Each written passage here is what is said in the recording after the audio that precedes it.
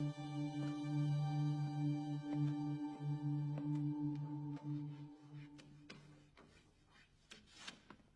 word jihad is mentioned in the Quran about 41 times.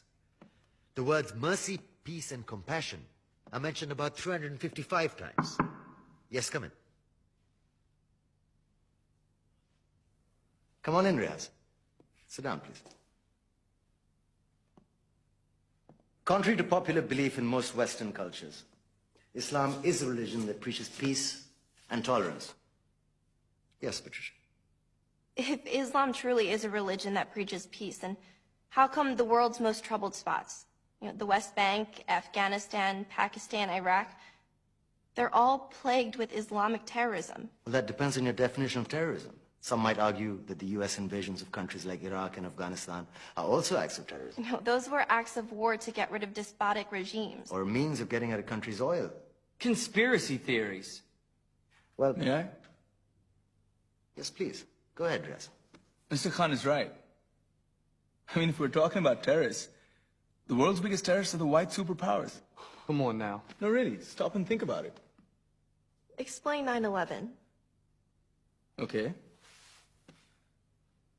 Do you know how many people died in the Twin Towers strike? Around 3,000.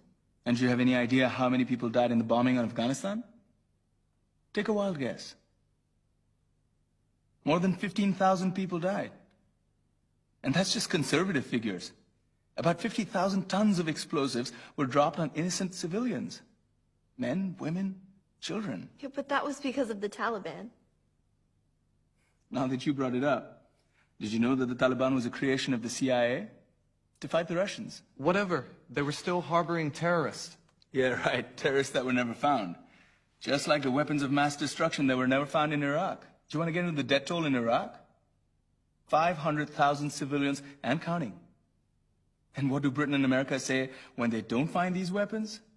It's simple. They just say sorry.